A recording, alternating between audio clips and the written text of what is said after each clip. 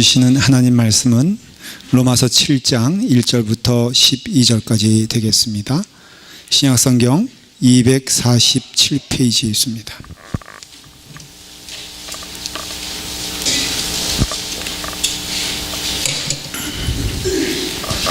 로마서 7장 1절부터 12절까지 찾으시면 우리 한 절씩 교독하도록 하겠습니다. 교독하실 때 제가 먼저 시작하도록 하겠습니다. 로마서 7장 1절부터 12절까지입니다. 제가 먼저 시작하겠습니다. 형제들아, 내가 법 아는 자들에게 말하노니 너희는 그 법이 사람이 살 동안만 그를 주관하는 줄 알지 못하느냐. 남편이 있는 여인이 그 남편 생전에는 법으로 그에게 매인 바 되나 만일 그 남편이 죽으면 남편의 법에서 벗어나느니라. 그러므로 만일 그 남편 생전에 다른 남자에게 가면 음녀라. 그러나 만일 남편이 죽으면 그 법에서 자유롭게 되나니 다른 남자에게 갈지라도 음녀가 되지 아니하느니라. 그러므로 내 형제들아, 너희도 그리스도의 몸으로 말미암아 율법에 대하여 죽임을 당하였나니 이는 다르니 곧 죽은 자 가운데서 살아나신 이에게 가서 우리가 하나님을 위하여 열매를 맺게 하려 함이라. 우리가 육신에 있을 때에는 율법으로 말미암은 죄의 정욕이 우리 지체 중에 역사하여 우리로 사망을 위하여 열매를 맺게 하였더니 이제는 우리가 얽매였던 것에 대하여 죽었으므로 율법에서 벗어났으니 이러므로 우리가 영의 새로운 것으로 섬길 것이요 율법 조문에 묵은 것으로 아니할지니라. 그런즉 우리가 무슨 말을 하리요? 율법이 죄냐? 그럴 수 없느니라. 율법으로 말미암지 않고는 내가 죄를 알지 못하였으니 곧 율법이 탐내지 말라 하지 않았더라면 내가 탐심을 알지 못하였으리라. 그러나 죄가 기회를 타서 계명으로 말미암아 내 속에서 온갖 탐심을 이루었나니 이는 율법이 없음은 죄가 죽은 것임이니라. 전에 율법을 깨닫지 못하였을 때에는 내가 살았더니 계명이 이름에 죄는 살아나고 나는 죽었도다.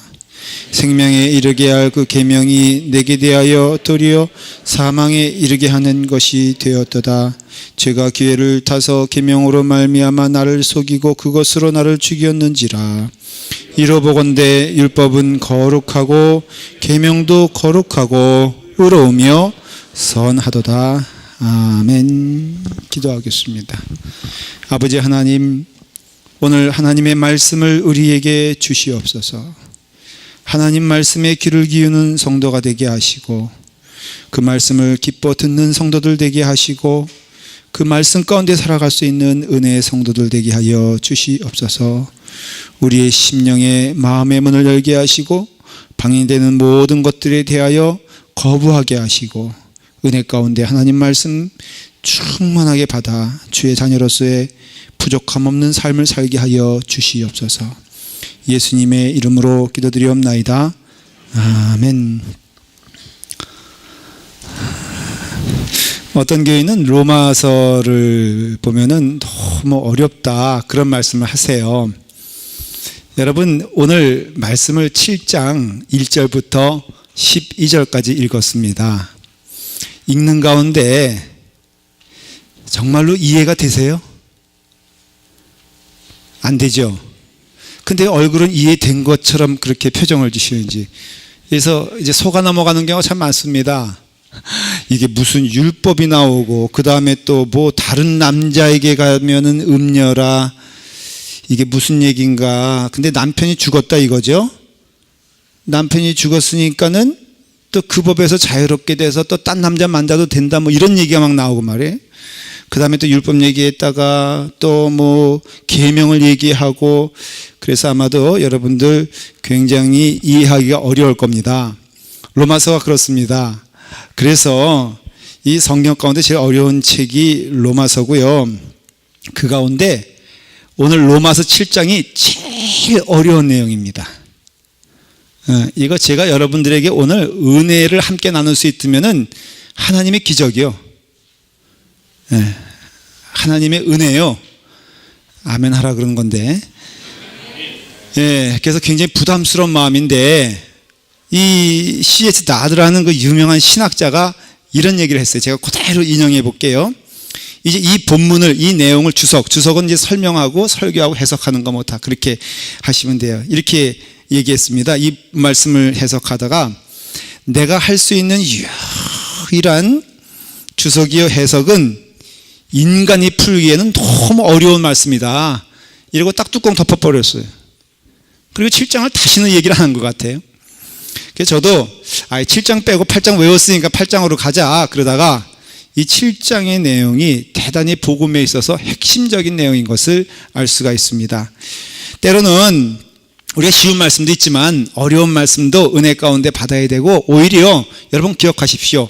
정말 귀한 말씀은요, 어려운 말씀 가운데 있는 것을 아셔야 돼요. 그래서 여러분들이 이 어려운 말씀 눈에 힘을 딱 주고요, 머리에 이게 안 돌아가는 그 머리를 막 이렇게 기름칠해 가지고 여러분 저와 함께 은혜를 받으시기를 바랍니다.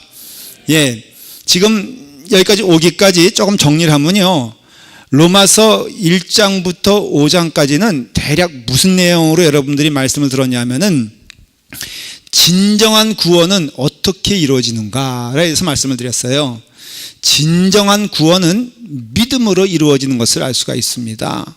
근데 그 믿음은 무엇이냐면은 하나님을 믿는 믿음이에요.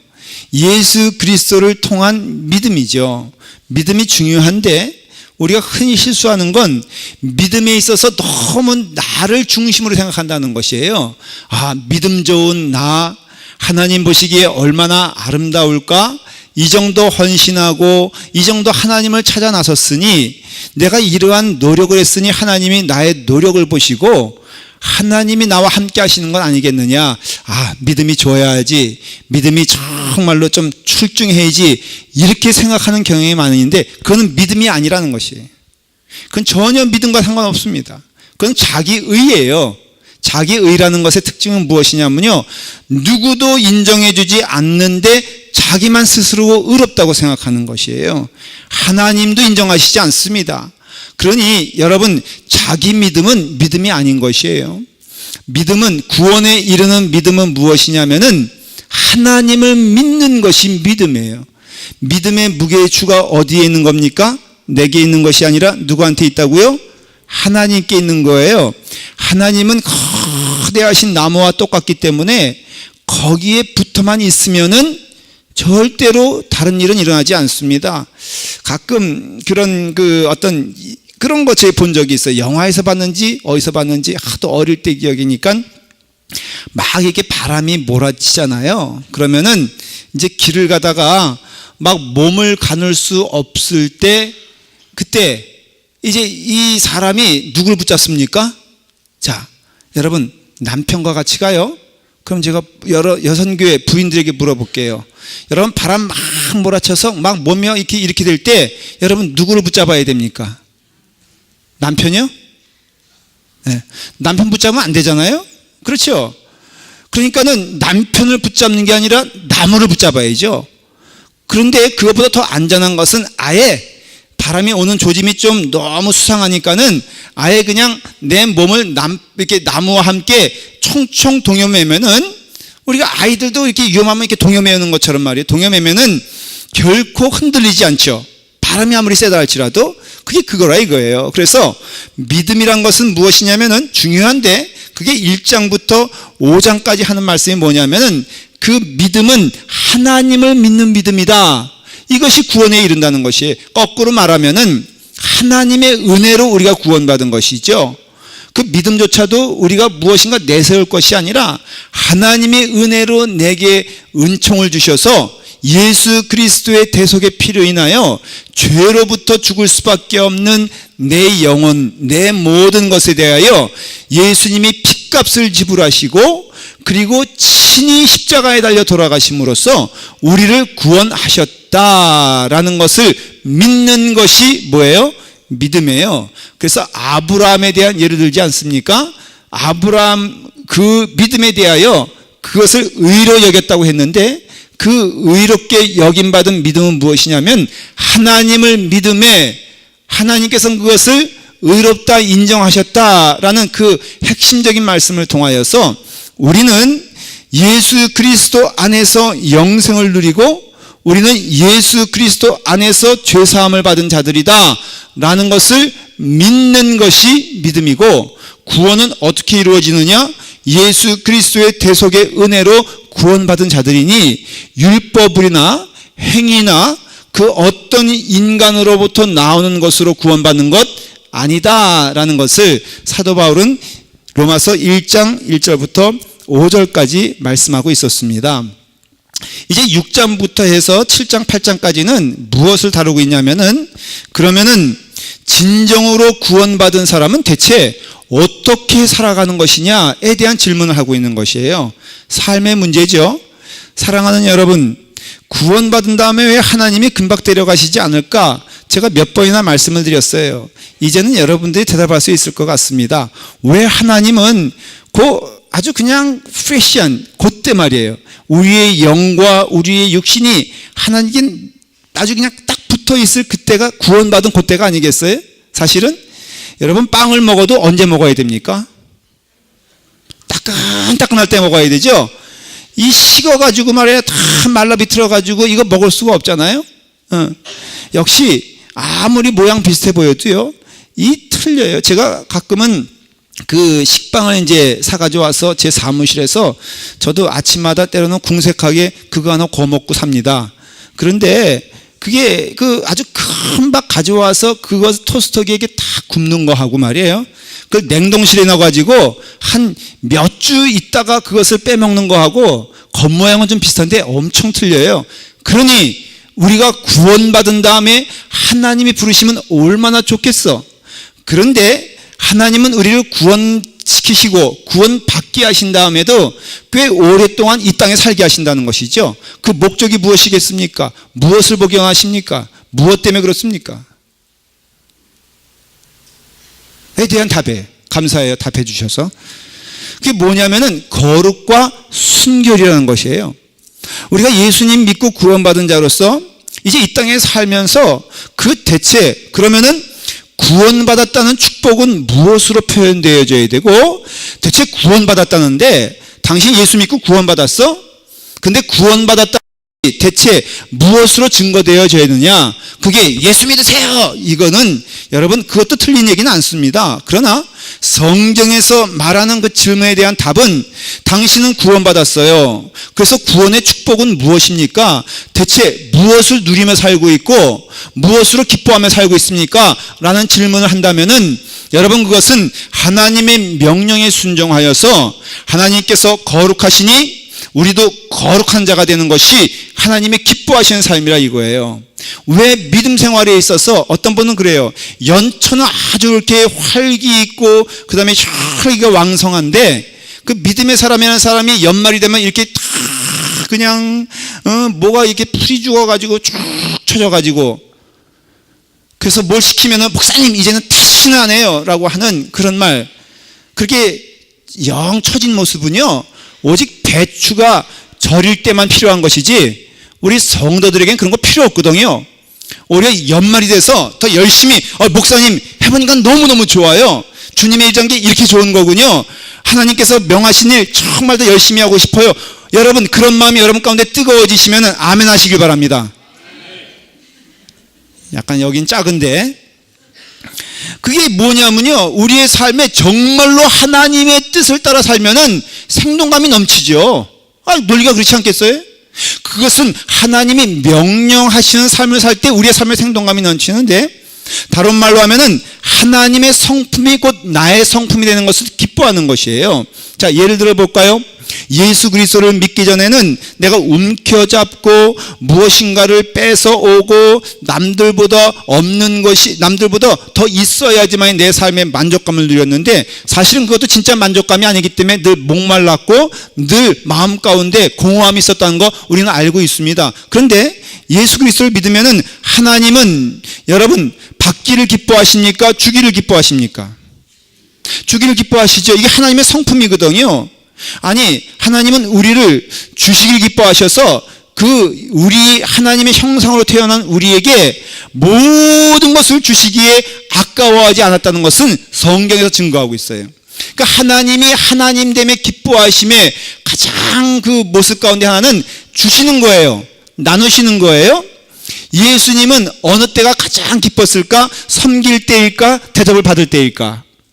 당연히 섬길 때 예수님은 가장 기뻐하셨어요. 그렇죠? 그러면 우리도 우리의 영이 예수 그리스도의 은혜로 구원받았잖아요.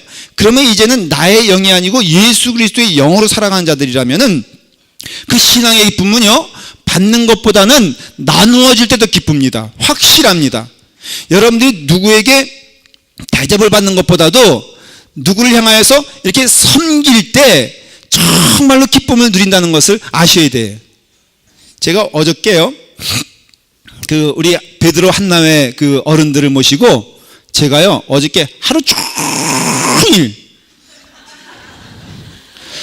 죽도록 봉사했어요. 제가 큰 차, 우리 교회 큰 차 몰고 이제 우리 어른들을 모시고요, 쫙 가죠. 그냥 가요. 또 엔터테인먼트를 해야 될 거 아니에요. 그래서 오가는 동안 재롱을 떨고, 그리고 또 여러 가지, 심지어는요, 제가 모델도 됐어. 그래서 우리 김성원 장로님이 카메라를 쭉 가져오셔가지고 그게 그냥 사람마다 찍어주는 거예요. 그래서 저는 얼짱각도 있잖아요. 딱 찍었더니 그래서 장로님 말씀이 저보고 영화 배우겠다는 거. 영화 배우 같다는 거. 영화 배우. 그렇게 해서 사진을 보여주는데 딱 보니까 거기 장구경이 있는 거 있죠. 저는 너무너무 저에 대해서 감동을 받았어요. 다 우리 집 사람도 찍어줬어요. 그러면서 딱 보니까요, 여기 영화배우 모델 왔다고 보니까는 진짜 김혜수가 거기 있는 거 있잖아요. 김혜수가 거기 있었어요. 그러니까 제가 모델 했죠, 운전했죠, 하여간 열심히 했는데 얼마나 마음이 좋든지. 여러분 거기서는요 다 봉사하신 분들이에요. 그런데 여러분, 우리가 신앙이라는 게 그렇습니다. 여러분들이 신앙생활에 있어서 받으려고 하면요, 그것은 한 20의 기쁨이 있다면은 여러분 인생을요, 이제는 나눠주는 자가 되십시오. 인생을 여러분 베푸는 자가 되십시오. 인생을 여러분 섬기는 자가 되시고요, 교회 안에서도 정말로 은혜로우려면요, 내 삶에 공허함이 없고 내 삶에 예수 믿는 게 이게 무엇인가 이런 질문이 안 나오려면은 하나님의 성품을 닮아가라 이거예요. 하나님이 거룩하니 나도 거룩하고, 하나님이 주시는 것을 기뻐하니 나도 이제는 주는 것을 기뻐하여 섬기고 마음을 나누고 나로 인해서 남들이 기뻐지고 하는 것을 보면은 정말로 우리의 삶에 신앙의 기쁨이 넘친다 이거죠. 이것은 왜 그렇습니까? 바로 우리는 이 싸움을 하라고 하나님이 우리를 예수 그리스도를 믿은 다음에 이 시간에 남겨주신 것이라 이거예요. 이것이 성화의 삶이에요. 6장, 7장, 8장에서는 바로 그 얘기를 하고 있는 거예요. 자, 예수 그리스도를 믿는 증거가 무엇이냐? 좀 쉽게 표현하면은 당신 예수 그리스도를 믿는다는데 그 축복의 증거가 무엇이냐라고 한다면은 우리는 이렇게 대답해요. 예수 믿으니 지평수가 넓어졌는데, 예수 믿으니 아들 잘 되던데. 근데 여러분 그것은요 결코 성경적인 진리가 아니에요. 왜냐하면 예수님 잘 믿어도 지평수 여러분 넓어지는 때도 있지만은 쪼그라드는 때가 더 많다니까. 예수 믿으면요 때로 힘든 때도 많다고요. 실패하는 때도 많고 아들 좋은 대학 못 가는 때도 엄청 많아요. 그러면 여러분 예수 그리스도를 믿는 증거는 무엇이냐? 예수 그리스도를 믿는 축복은 무엇이냐라고 물어본다면 그것은 우리로 하여금 감히 우리가 죽을 수밖에 없는 우리가, 부족한 우리가 이제는 하나님의 은혜로 구원받아서 하나님이 쓰시기에 기뻐하는 존재가 되었다는 것이에요. 이제는 감히 하나님의 일을 꿈도 꾸지 못했는데 이제는 하나님께서 원하시는 일에 우리의 삶을 투자할 수 있으며 하나님이 기뻐하시는 일에 우리를 드릴 수 있는 것이 얼마나 놀라운 축복인지요. 그리고 이전에는 싸울 수 없었지만은, 싸워도 졌지만은 이제는 하나님께서 우리에게 이길 능력을 주사 우리가 싸울 때, 여러분 안 싸워서 그래요. 한번 싸워 보십시오. 여러분의 삶 가운데 투자해 보십시오. 그러면 하나님께 주시는 능력과 은혜 가운데 우리가 그 싸움에서 반드시 이길 수 있는 힘과 능력도 하나님이 주신다라는 것을 오늘 말씀을 통해서 또 우리에게 주시는 축복인 줄 믿습니다. 오늘 말씀 가운데 핵심 말씀은 로마서 7장 4절의 말씀이에요. 우리 다 같이 함께 7장 4절 한번 읽어봐요. 저기 스크린에 준비되어 있으니까 저걸 보셔도 되겠습니다. 저걸 아예 보십시오. 함께 집중하기 위해서. 다 같이 읽겠습니다. 시작. 그러므로 내 형제들아 너희도 그리스도의 몸으로 말미암아 율법에 대하여 죽임을 당하였으나, 그 다음에 이는 다른 이 곧 죽은 자 가운데서 살아나신 이에게 가서 우리가 하나님을 위하여 열매를 맺게 하려 함이라. 제가 여태까지 설명한 말씀을 여기 쫙 그렇게 되어 있어요. 한마디로 말하면 우리는 어떠한 자냐? 우리는 하나님을 위하여, 우리는 열매를 맺는 자들이다 라는 것이에요. 이게 무엇이라고요? 구원받은 자의 축복이요, 구원받은 자의 은혜다 라는 것이에요. 우리가 흔히 실수하는 신앙적 태도가 무엇이냐면은, 자, 구원으로 우리가 구원을 은혜로 받았습니다. 한 일이 아무것도 없잖아요. 그러다 보니까 이 우리의 삶의 모습, 우리의 행위에 대해서 너무 관심도 없고 또 생각도 안 하는 경향이 생겼어요. 그래서 은혜만 받으면 되는 것이지, 뭐 하나님의 은혜로 구원받았는데 내가 할 일이 무엇이었어? 그냥 그것을 믿으면 되는 거 아니냐? 그러니까 그 다음엔 어떻게 삽니까? 예수 그리스도를 믿는다는 그것으로서 막 그냥 교통법규도 위반해 버리는 거예요. 그리고 막 이렇게 모든 걸 속여도, 또 거짓말을 해도, 또 무엇인가 불법적인 일을 해도 내가 하나님 믿으면 되는 거지. 그전에도 하나님 은혜로 구원을 받았는데 내가 지금도 하나님의 은혜로 산다면은 내 행위는 무슨 상관이 있어? 라고 주장하는 경우가 생겼다는 것이, 우리 교인들 가운데 그런 분들이 한 분도 없죠. 그런데 로마 교회는 그런 사람들이 있어요. 그러니까 로마서 6장 1절에 사도 바울이 뭐라고 말하냐면, 그런즉 우리가 무슨 말을 하리요? 은혜를 더하게 하려고 죄에 거하겠느냐? 이런 이야기까지 나오는 거예요.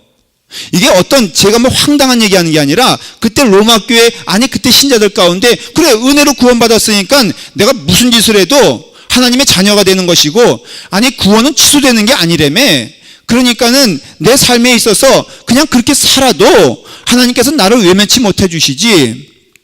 마피아 영화 보면은 사람 때리러 갈 때 먼저 어디로 갑니까? 여러분 영화 보셨죠? 그 대부 안 보셨어요? 그런 영화 좀 보세요. 그 대부 같은 거 보면요, 이게 특징이 있어요. 사람을 이렇게 막 죽이러 갈 때 먼저 어디로 가는 줄 아십니까? 성당으로 가. 이러고 죽이려고 하는 거야 이제. 그리고 죽였어. 어디로 갑니까? 성당으로 가. 가서 뭐 합니까? 고해성사. 왜 신부는 고해성사하면요, 진심으로 고해성사했다 그러면은 예수 그리스도의 이름으로 명하노니 너는 죄에서 구원받았느니라 아멘. 그리고선 아무 말도 못해. 누구한테 말도 못해요. 근데 살인죄를 들어도 이 신부가 그것을 누구한테 말할 수 있어 없어? 말하면 안 되는 거예요. 근데 우리 연합감리교 법은 틀립니다. 그래서 여러분들 혹시 목사한테 와서 몇 가지 문제 말씀을 드릴게요. Sexual abusement, 그러니까 성적 추행, 그 다음에 살인, 그 다음에 누구 걸 훔친 것, 이런 거 저한테 얘기하면요, 저는 부득불 두 군데에 말할 수밖에 없어. 첫째는 상급기관에 말해야 되고 반드시 경찰에 말해야 됩니다. 그러니까 저한테 오시면 안 돼. 예. 그러니까 저한테 오실 거는요, 그저 누구 조금 미워했다, 증거가 안 남는 거 있잖아요. 경찰이 봐도 헷갈리는 거, 이런 건 저한테 오셔야 되는데 괜히 와가지고 목사님 제가요 누구누구 돈을 얼마나 훔쳤는데요, 이런 얘기 듣는 순간 저는 어떻게 해야 된다? 저는 갈 수밖에 없다 이거예요. 안 가면 제가 직무유기라서 나중에 징계를 당하게 되어 있습니다. 이건 법입니다. 근데 이 마피아가 막 이러고 있으니, 이게 바로 우리 성도들의 때로는 모습. 그런즉 은혜에 더하게 하려고 죄에 거하겠느냐? 이건 아니라는 것이죠. 그러니까 우리가 믿음의 사람은요, 율법도 필요 없고 어떤 규범에서도 믿는 자들은 자유롭다, 믿는 자들은 뭘 해도 괜찮다, 교통법규 어겨도 괜찮고, 그러기도 하나님께서 못하신다, 뭐를 우리를 징계 못하신다, 이런 마음으로 살아간다는 것이 얼마나 큰 죄인가를 아셔야 되는 거예요. 여러분, 오히려 은혜를 받으면, 율법에 대해서 오늘 말씀의 제목이 은혜와 율법인데, 우리가 은혜를 받으면은 율법에 대하여 우리는 진지한 마음을 갖게 되는 거예요. 우리는 은혜를 받으면은 바로 거룩한 삶을 살기 위해서 몸부림쳐야 된다는 것이에요. 우리가 성령 받았습니다. 성령 받았기 때문에 우리가 구원받은 것도 알고, 성령 받았기 때문에 우리가 주님의 사랑도 체험하게 됩니다. 맞습니다. 그러면 사랑하는 여러분들, 우리가 오히려 성령을 왜 받습니까? 우리가 성령 받는 것과 천국 가는 것과 무슨 관계가 있습니까? 물어볼게요. 여러분들의 삶 가운데 은혜 받은 목적은 두 가지입니다. 첫째는 천국 가기 위함입니다. 여러분, 오직 천국은 누구의 능력으로 가는 것도 아니고 누구의 행위로 가는 것이 아니라 오직 예수 그리스도의 십자가의 보혈의 피로만 갑니다. 오직 의로우신 분은 하나님 한 분이시기 때문에 예수 그리스도 붙잡고 가는 것이 천국이에요. 그래서 우리가 구원을 받았다, 은혜 받았다라는 뜻은 무엇이냐면은 바로 그것은 우리가 천국을 향한 영생의 축복을 받은 것이 은혜 받은 사람의 뜻입니다. 두 번째는 우리가 이 땅에 살면서 살아가는 능력과 힘을 바로 은혜를 통해서 우리는 받게 됩니다. 하나님의 은혜 가운데 우리가 구원받은 자가 되었어요? 그것을 믿는 자가 되었어요? 그럼 먼저는 영생에 대하여 우리는 기쁨으로 하나님, 우리가 주님 나라에 하루하루 나아갑니다 할 수 있는 기쁨과 소망을 가지고 살아간다 이거예요. 근데 두 번째는 이 땅에 살면서 살아가는 힘인데, 그것은 다른 말로 하면 성령의 힘이다, 그렇게 말할 수가 있어요. 성령 받은 힘, 성령을 받는 이유에 대해서 말씀을 드릴게요. 여러분, 성령을 왜 받아야 됩니까? 왜 성령이 오셔야 됩니까? 왜 예수님께서는 제자들에게 너희는 예루살렘을 떠나지 말고 성령 받기를 기도하고 기다리라고 말씀하셨습니까? 왜 성령이 필요한 것입니까? 우리가 천국 가기 위해서요? 아니요. 천국은 말씀을 드린 대로 예수 그리스도를 믿음으로 가는 것이지 성령으로 가는 게 아니에요. 오해하지 마십시오. 여러분, 성령님은요, 천국 가면은 거기 성부, 성자, 성령 다 계신데 무슨 성령님 따로 필요하겠어? 그렇지 않겠습니까? 그러니까 성령은 여러분 천국을 향해서 나아가는 그 도움을 주시는 분이 아니라, 성령님은 철저히 우리가 이 땅에 살면서 성령님의 능력과 도우심으로 살아가야 될 존재임을 말하는 것이에요. 그래서 성령님이 이 땅에 오신 것은 우리로 하여금 천국 이야기를 하자는 것이 아니라, 너희가 예수 그리스도를 믿었느냐? 그러면 하나님 나라 가기 그 길까지 내가 너를 도와주마, 내와 너와 함께하마, 내와 너와 동행하마. 그래서 무엇을 이루겠느냐는 것이에요. 성령님의 목적이 무엇입니까? 라고 물어본다면은, 여러분, 흔히 우리는 그래요. 성령 받아야 돼요. 왜 성령 받아야 됩니까? 방언 받아야죠. 기도 시간 좀 은혜롭게 되야죠. 무엇인가 체험이 있으려면은 성령 받아야 되는 것 아닙니까? 병 고치더라도 성령의 역사가 일어나야죠. 여러분, 전혀 틀린 얘기 아니에요. 그러나 그것은 핵심에서 벗어난 얘기예요. 아스피린이 보니까는 만병통치약처럼 이곳에도 좋고 저곳에도 좋다 그러는데, 그거는 비본질적인 것이고, 분명히 아스피린의 본질적인 용도가 있는 것처럼 성령님께서 오시면은 우리에게 본질적으로 하시고 싶어 하는 일이 있는데, 그것이 무엇이냐? 우리를 거룩하게 만들기 위해서 성령님은 오셨어요. 우리에게 예수 그리스도의 성품이 우리 삶의 우리의 모습이 될 수 있도록 도와주시는 분이 성령님이세요. 성령님이 우리 가운데 오시면 반드시 예수 그리스도를 믿는 자들은 무엇과 연결되어 있냐면은 거룩한 삶과 연결되어 있다는 것이에요. 성령 받았는데 그 성격이 계속하여 악한 사람은 성령 받은 사람 아니에요.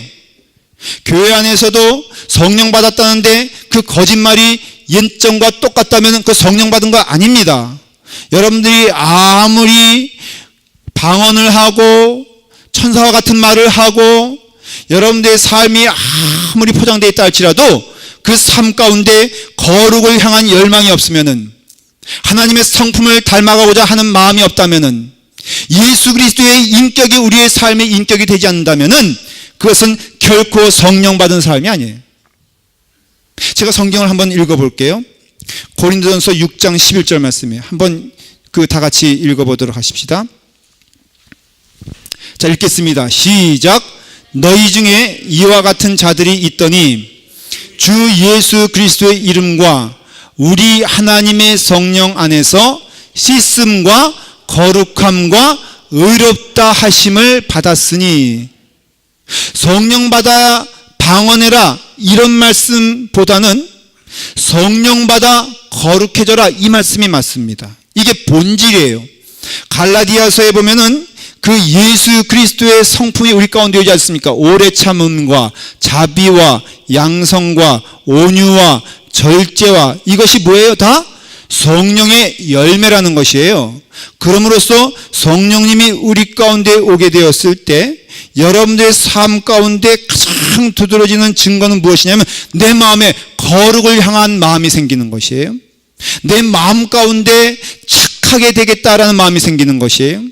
내 마음 가운데 이전에는 한 번, 두 번 참지 못했는데 이제는 7번씩 8번이라도 참을 수 있는 마음과 은혜를 주시는 것이 하나님 주시는 거룩한 성령의 역사다 이거예요. 이건 목회자도 마찬가지요, 성도들도 마찬가지예요. 저는요 그런 의미에선 질문을 던져요. 왜 연초에는 그렇게 부지런히 열심을 다하여 일한다고 했다가 왜 연말만 되면은 이제는 지쳐서 못하겠어요 라고 하는가? 그것은 성령님의 은혜 가운데 거룩을 향한 마음이 없기 때문에 그래요. 만일 여러분들이 하나님을 향한 마음이 있다면은 결국 그 마음은 쓰러지지 않습니다. 그 마음은 변색되지 않습니다.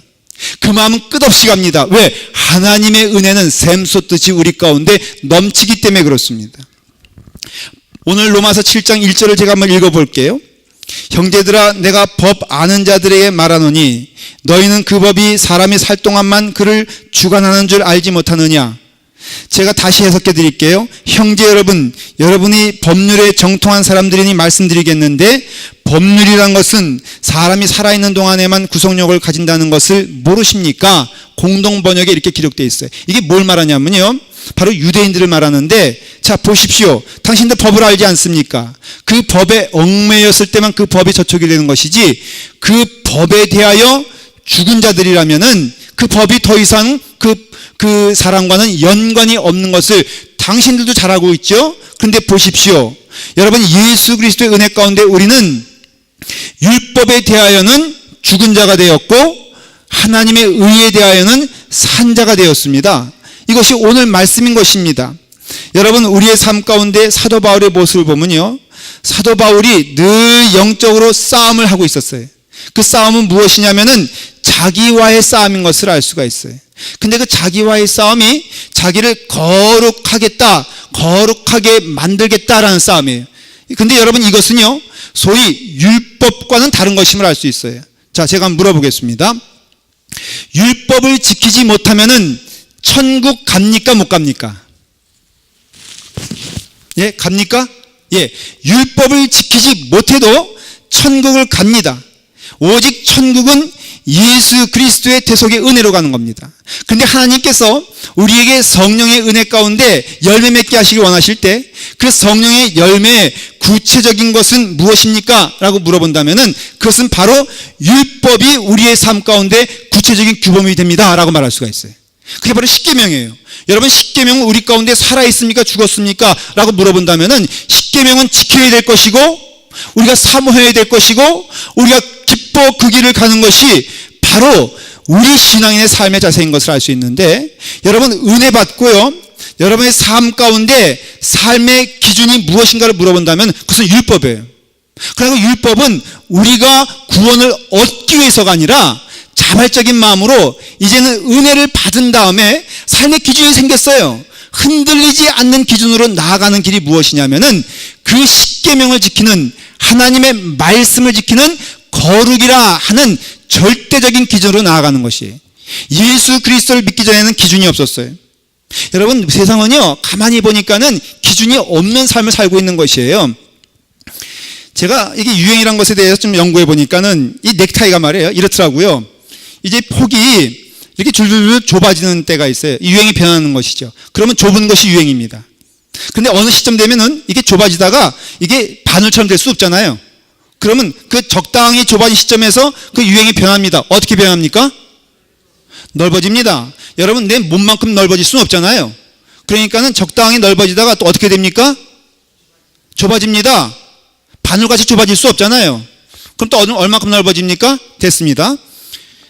길이도 여러분 이렇게 올라오다가 어느 시점 되면 이 턱까지 올라올 수는 없지 않습니까? 그럼 어떻게 됩니까?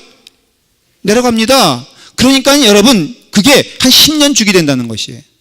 그러니까 여러분, 넥타이도요, 이게 유행에 쫓아가려고 하지 말고 버티다 보면 유행이 됩니다. 너무 복잡하게 생각할 거 없어요. 이 아름답다, 뷰티라 하는 것이, 지금 마릴린 먼로가 이쁘다 그러는데 지금 기준으로 이렇게 보면은 마릴린 먼로가 이쁩니까 뚱뚱합니까?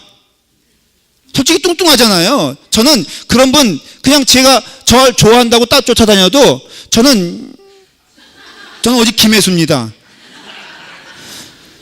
그러니까, 근데 옛날에는 그게 뚱뚱한 게 이뻤다고요. 그러니까 지금요, 여러분, 지금 통통하신 분들은 너무 무리해서 돈 들여가지고 깎거나 자르거나 그러지 마세요. 한 10년만 버티시면요, 그 뚱뚱함이 아름다워질 때가 있음을 믿으시길 바랍니다. 그 기준이 없어요. 그러니까 사람들이 뭐 이것 쫓아가고 저것 쫓아가고. 제가 어저께 뉴스를 봤는데 아주 웃기는 뉴스 봤어요. 제가 그 명품 백은 들어봤어도 명품 쇼핑백이 있답니다. 뭔 세상에 쇼핑백이면 쇼핑백이지. 그 무슨 명품 쇼핑백이 있다는 거예요. 오죽하면 그것도 짝퉁을 만들겠어요? 그래서 물어봤어요. 왜 그걸 들고 다니냐? 왜 명품 쇼핑백이 필요하냐? 그러니까는 거기에 집어넣는 게 뭔지 몰라도 있어 보이지 않냐 이거예요.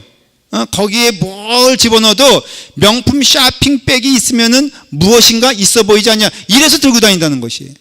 여러분, 우리가 이런 풍족 가운데 살아서 여러분들 기준이 무엇인지 모르고 살았는데, 이제는 우리의 하나님의 기준은 창세 때부터 지금까지 분명한 것을 알 수 있어요. 그것은 무엇이냐면은 구약 시대가 됐던 신약 시대가 됐던 하나님의 은혜 가운데 우리는 하나님의 거룩하신 성품을 따라 살아가는 것이 복이요, 하나님의 거룩하신 성품을 따라 살아가는 것이 기쁨이라는 것을 알 수 있어요. 여러분, 복받는 인생은 기쁨의 인생인데 우리 신앙생활에 왜 기쁨이 없느냐라고 물어본다면은 그것은 우리의 삶 가운데 참된 거룩을 향한 하나님의 뜻을 포기하기 때문에 기쁨이 없는 거예요. 왜 은혜를 받았다는데 신앙의 기쁨이 없느냐? 그것도 마찬가지예요. 여러분, 은혜 받은 다음에 기도원에서 은혜 받았어요? 산 위에서 은혜 받았어요? 예배 시간에 은혜 받았어요? 그럼 반드시 하나님은 명하시는 명령이 있는데 그것은 무엇이냐면은 거룩을 향하여 여러분의 삶을 투자하여, 때로는 힘들고 어려웠죠. 때로는 피곤하죠. 그러나 그 길에 참된 기쁨이 있는 줄 믿고 부족하면 부족한 대로 정직하고 결백하고 솔직한 삶을 살면서 하나님 또 부족하네요 라고 울면서도 그 하나님의 명령을 따라 살아가는 길이 하나님의 축복받는 길인 줄 믿으시기 바랍니다. 사람에게 포장하려고 그러지 마세요. 사람에게 잘 보이려고 그러지 마세요. 늘 그런 자들의 특징이 율법주의자들의 특징인데, 그 율법주의자들의 결국은 무엇이냐면 사람을 속이려고 하는 데 있다는 것입니다. 하나님을 속이려고 하는 것이죠. 사도 바울이 영적 싸움을 시작하니까 내뱉은 게 무엇이냐면은 로마서 7장 24절에 오호라 나는 곤고한 사람이로다. 이 사망의 몸에서 누가 나를 건져내랴. 여러분, 정말로 은혜 받은 사람은요, 솔직한 사람이에요. 그래서 사람에게 포장하지 않는다 그랬죠. 그런데 여러분, 우리가 죄인 된 사람의 특징이 뭔지 아십니까? 자꾸 이렇게 포장을, 자기가 잘난 것처럼 포장하고요, 자기가 무엇인가 의롭다고 하는 것처럼 포장을 하고, 그러니까 사람들에게 보이기 바쁜 거야. 하나님과의 관계는 단절됐는데 사람과의 관계는 그렇게 잘하려고 포장하는 것, 여러분, 너무 포장된 사람 좋아하지 마십시오. 허우대가 멀끔한 사람 치고 혹시 키가 크거나 스스로 잘생겼다고 생각하시는 분들은 이 말씀에 시험 들지 않기를 간절히 축원합니다. 감사해요. 여긴 그러면 아무도 없어요. 그러니까 이제 맘 놓고 얘기해도 되는 거죠. 하여간 허우대 멀쩡하고 키 크고 잘생긴 사람 치고요, 내용물 충실한 사람 한 사람도 못 봤어. 하고 싶었던 말이에요. 제가 부인들에게 말씀을 드려요. 남편 너무 생일을 안 챙긴다고요, 애니버서리 기억해주지 않는다고 여러분 너무 속상해하지 마십시오. 그거 챙기는 날 이상한 거예요. 갑자기 안 하던 남편이 있잖아요. 의심해야 돼. 밖에서 무슨 짓 하는지 몰라. 여러분, 멀쩡하게 갑자기 그냥 뜬금없이 맨날 그냥 뭘 보듯이 이렇게 보던 사람 있죠. 여러분, 왜 이렇게 뜬금없이 이렇게 말도 안 되네. 왜 이렇게 뭐가 뭐든 이렇게 보느냐? 그게 자신감의 발로예요. 자신감의 발로. 내가 당신에게 꿀릴 거 없다 이럴 때요, 뭐가 뭐 보듯이 이렇게 본다니까. 그 사람이 무슨 용기를 그렇게 하겠어요? 쫓겨날지도 모르는데. 그런데 하나 있는 건 내가 당신 앞에서는 떳떳하다 이거예요. 그러니까 집에 와서 양발 집어던지고, 집에 와서 밥 달라고 큰 소리 치고, 돈도 못 벌어오는데 말이에요. 근데 왜 그러냐면 그게 나는 무엇보다도 당신에게 속일 거 하나 없다. 근데 이 사람이 갑자기 어느 날 여보 당신 생일이 일주일 앞으로 남았네. 동그라미 쳐. 이제 5일 남았잖아. 이제 4일 남았어. 이럴 때 부인들은요, 우리 남편이 회개하여 저렇게 마음 가운데 나를, 그게 아니라 뭔가 죄를 진 거야. 그때 이상한 짓 하면요, 뒤를 캐봐야 된다니까. 이상한 거, 촛불 켜놓는 거 좋아하고, 벽에는 풍선 달고 말이에요. 밑바닥에는 촛불 켜고, 그 다음에 없던 장미꽃 막 이렇게 뿌려대고 말이에요. 이런 거 여러분 절대로 신뢰하지 마십시오. 안 하다가 그 짓 하면요, 이거 뭔가 이상한 거예요. 혹시 여기 우리 결혼한 처녀들 있잖아요. 잘 들으세요. 이벤트 잘하는 남자 절대로 시집가면 안 돼.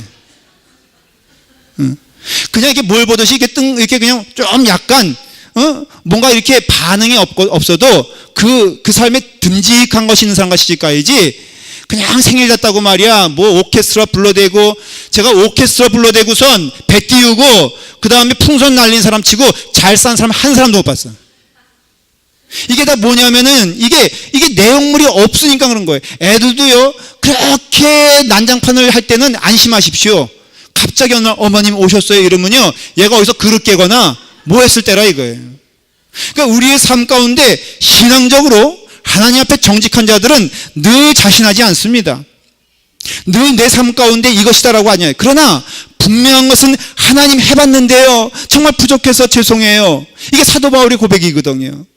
여러분, 예수 그리스도의 은혜 가운데 성화의 삶을 살아도 분명한 것은 10번 시도했을 때 한 번 겨우 착해질 수 있을까? 9번 또 악한 짓을 합니다. 그러나 그것은 예수 그리스도 안에서 다 여러분 하나님의 사랑 안에서 하나님이 기뻐하시는 삶의 모습인 줄 믿습니다. 여러분, 9번 실패해도 그 실패하는 9번조차도 하나님께서는요, 우리를 기뻐 받아주신다니까. 하나님의 이름으로 할 때 다 성공하는 거 아닌 건 성경을 통해서도 알 수 있어요. 그러나 하나님께서 기뻐하시는 것은 이와 같이 나는 이제 거룩한 자다, 하나님의 백성이다, 어찌 내 안에 거짓이 있을 수 있으랴 라고 하면서 그 거짓에 대하여 거부하고 그 거짓에 대하여 싸우고 선을 이루기 위해서 나의 시간을 투자하여 하나님께 나아가는 것이 바로 구원받은 자들의 삶이요, 성령의 능력이 왜 필요하겠어요? 성령은 우리를 거룩하게 하기 위해서 그 성령의 능력으로 우리를 붙잡아 주시는 줄 믿습니다. 로마서 7장 25절에 보면은 24절에 오라 나는 곤고한 사람이로다 라고 하면서 말씀합니다. 25절에 우리 주 예수 그리스도로 말미암아 하나님께 감사하리로다. 할렐루야. 사랑하는 여러분, 우리가 거룩의 삶을 사는데 내가 하는 게 아니요, 예수 그리스도께서 하심을 믿으시길 바랍니다.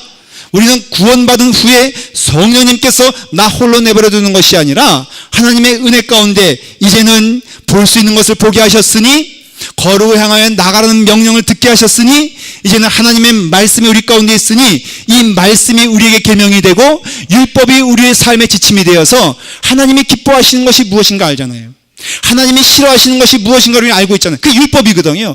율법이 아니고는 하나님이 기뻐하시는 일과 하나님이 싫어하시는 일을 알 수가 없어요.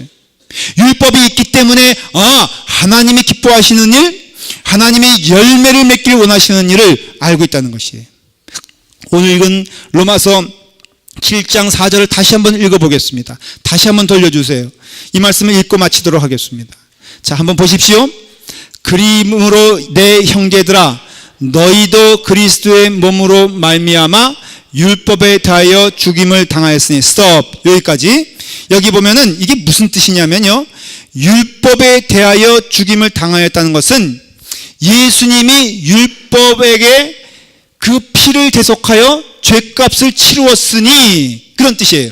그러니까 우리는 율법과 쉽게 말하면 관계없는 자 되었다, 그런 뜻이에요.